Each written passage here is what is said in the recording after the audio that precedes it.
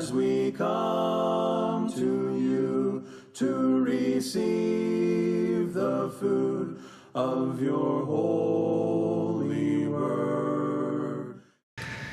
Happy afternoon, everybody. So glad that you're on here with us. Welcome to the program where we've just been reading through the book, different books, and kind of just talking about some of the things that we've been looking at. I encourage you to open up your Bibles, or if you have a Bible app, we're going to be over in Galatians chapter 2. Our goal is to just cover the first half of the book, or first half of the chapter, verses 1 through 10, and then, Lord willing, tomorrow we'll pick up in verse 11 and read the rest of chapter 2. So if you want to go ahead and turn over there with me, before we get into the reading, I don't usually do this, but I want to give you a reminder of some of the things that is being said in chapter 1, because I think it's helpful as we go through chapter 2.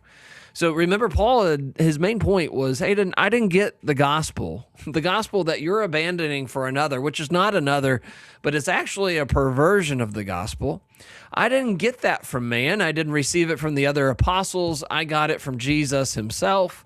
In fact, he says, here's my proof, here's my travel logs. I didn't even go to Jerusalem until 3 years after I was converted, and I'd been preaching the gospel for those whole 3 years. And I was only there for 15 days. I only saw Peter, one of the 12 apostles. And after that, I went to Cilicia and Syria and not to Jerusalem. In fact, he says the church in Jerusalem didn't even know what he looked like, didn't even know what his face looked like, but they had heard about him preaching, and it says they praised God because of it. So his apostleship didn't come from man, it came from God. His gospel didn't come from man, but it came from Jesus himself.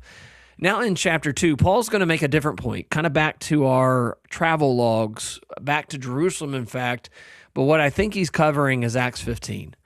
To a time that he dealt with these false teachers that had drawn these Galatian churches away from the gospel that he taught, to a time when he went there and dealt with it with the apostles and the elders and the church there at Jerusalem.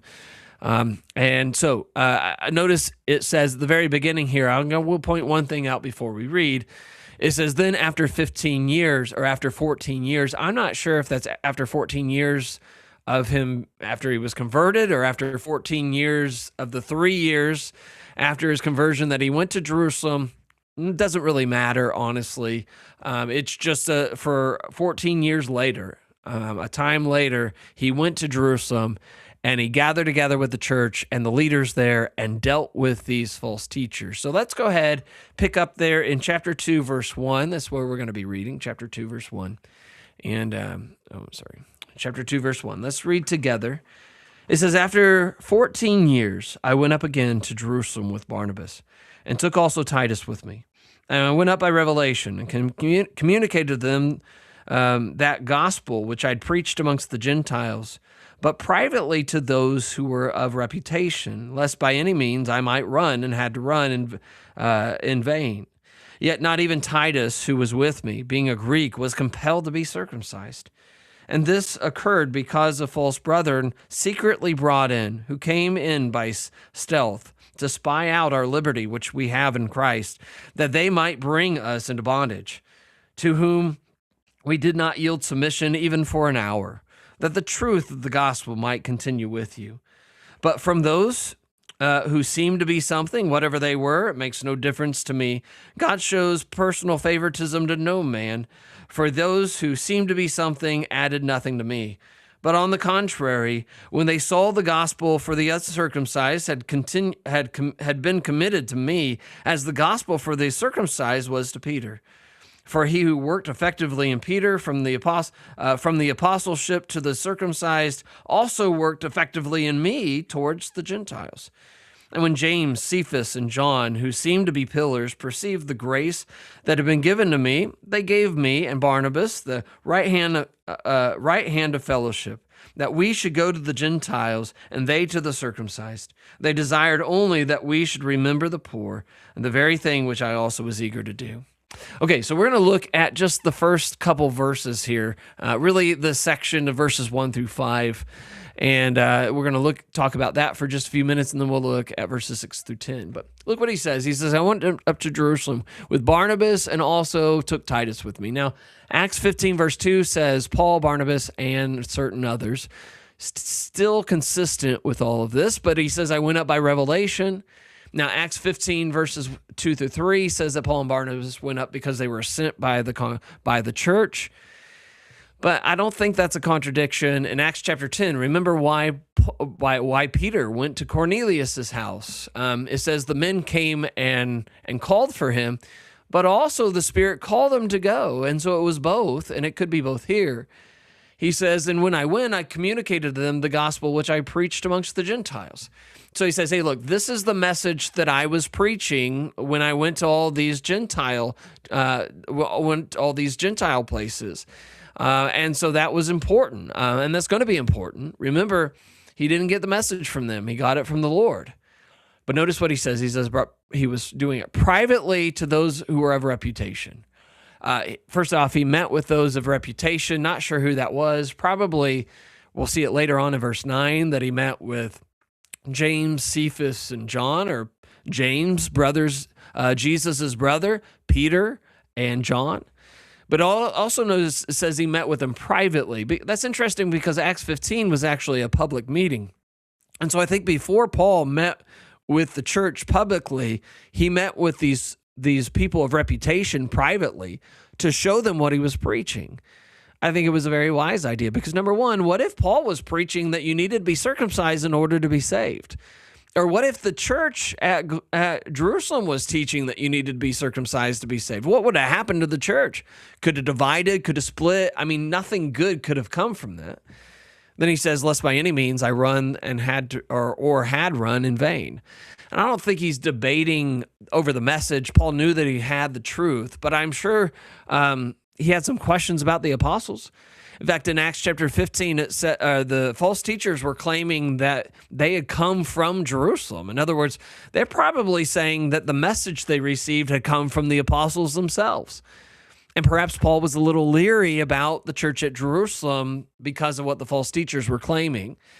But they gathered in private, and Paul shared with them the message that he'd been preaching to the Gentiles, and the apostles, they affirmed that they're on the same page with Paul.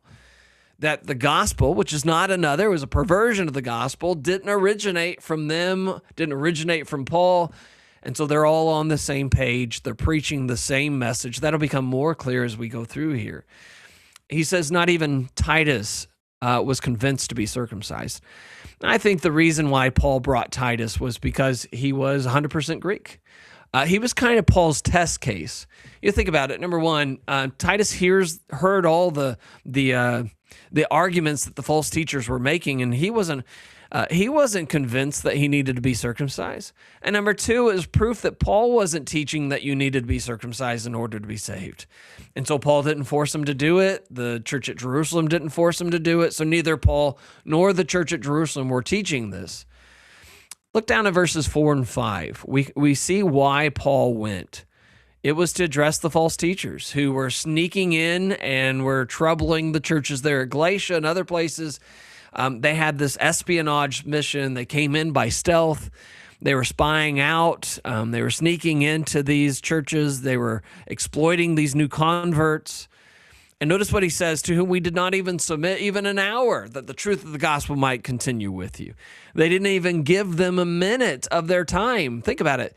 They resisted the demand for Titus to be circumcised, although Paul did circumcise Timothy in Acts 16. Now, on the surface, that seems to be contradictory or seems to be hypocritical, but not at all. Like for Timothy, who was half Greek and half Jew, is more of a cultural accommodation and not a doctrinal accommodation. But for Titus, who was 100% Greek, it would have been doctrinal. Like with Timothy, it was voluntary. It was not for salvation. It was not adding anything and supplementing anything with the gospel, with the laws these false teachers were teaching. It was to help spread the message. It was to help further the gospel to the Jews, even the ones who had spread out to other nations. And so like Paul, Timothy became all things to all men. Now with Titus, it would have been something that would have been used by the false teachers to say, see, Titus is a Greek and Paul had him be circumcised. And so even Paul knows you need to be circumcised in order to be saved. You need to keep part of the law of Moses. But Titus heard their arguments and he refused. I don't need to do this in order to be saved. I'm saved by the gospel and the gospel alone. No need to supplement the gospel. Look at the last section here, verses 6 through 10. In verses 6 through 8 here, Paul says something very interesting right at the beginning here. He says, but those who seem to be something, whatever they were, it makes no difference to me. God shows partiality or favoritism to no man. For those who seem to be something added nothing to me. So who's he talking about? Probably those who mentioned just a couple verses down in verse 9, James, Cephas, and John. They were people of reputation. They seemed to be pillars.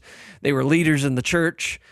Just think about somebody you look up to, somebody that you have a lot of reverence, a lot of respect for, someone who is a leader in the church that you're at, just whoever, you think about them. But what were they to Paul? He says they were nobody. It makes no difference to him. They seem to be something, but they added nothing to him. Why? Because God doesn't show personal favoritism. We see distinctions, but God really doesn't. He loves all of his people equally. Favoritism can be a real danger within the church. In fact, later on in Galatians chapter 6, verse 3, he says something interesting. He says, for if anyone thinks of himself to be something, when he is nothing, he deceives himself. Like, favoritism is a very deceptive thing. We think that we're greater, or even we think that we're of lesser value than somebody. And there are certainly some Christians who seem to think that they're something. But Paul says, hey, to God, you're nothing. Human distinctions, those things that make us more important or less important, however we perceive it, when measured against Christ, they seem to extinguish. We have to be careful. We can see some as valuable and others as lesser valuable, but in fact, we're going to see Peter do that same thing. He's going to do that in chapter 2, in this latter part of chapter 2. And Paul withstood him face to face. I think that's why this is here. Paul's going to address it later. Look at verse 7.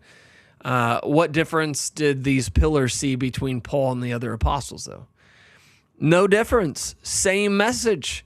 They accepted the gospel that Paul had preached to the Gentiles, and now he communicated it to them, and they didn't request any additions, any corrections. They were not competing teachings, just preaching it to different audiences. Just as Peter preached to the Jews, Paul had preached to the Gentiles.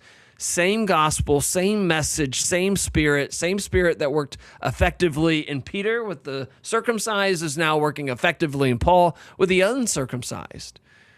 Now look at verses 9 and 10. These pillars, James, Cephas, and John. Think about how amazing that group of people are. You think about James, the brother of Jesus, the book of James. You think about Peter, the one that was closest to Jesus. He wrote 1st and 2nd Peter. He opened up the door to the kingdom, both to the Jews and the Gentiles. You think about John, the one whom the Lord loved, the one who wrote the Gospel of John, 1st, 2nd, and 3rd John, and Revelation. You think about Paul, who wrote 1 Corinthians all the way over to Philemon. He was God's vessel to the Gentiles. You think about Barnabas, the son of encouragement. He was part of the very first missionary trip. He was the one who went and got Paul and brought him to help work in the gospel. That's 21 of the 27 books within the New Testament. That's 87% of the New Testament right there within 4 of the 5 guys. That's really amazing. But I want you to notice what these men did. They recognized the grace that had been given to Paul, and they gave him and Barnabas the right hand of fellowship. That's really important for us to grasp. They approved of the message. They gave it a full endorsement for his work. And they willed that they would go to the Gentiles as they went to the circumcised. And this time they were probably carrying with them a letter that was written by James in Acts chapter 15 as a correction against these false teachers who'd went and troubled all the churches in Galatia and elsewhere. But notice their only request at the very end here, to remember the poor. And in fact, later on, this church at Jerusalem was going to be filled with poor people as a famine hits. In fact, what did Paul do for them? He took up a collection amongst all the churches. You could read 1 Corinthians 16 and other places about that. But Paul says, hey, look, they requested it, but it was the very thing that I was eager to do. Paul says they could have requested it, but I knew I wanted to do that before they requested it. And think about it, that being their only request shows something about Paul's message, is that they didn't need any corrections. They didn't give them anything to change about it, because they accepted it just as it was. They'd been preaching the very thing to the circumcised that he'd been preaching to the uncircumcised.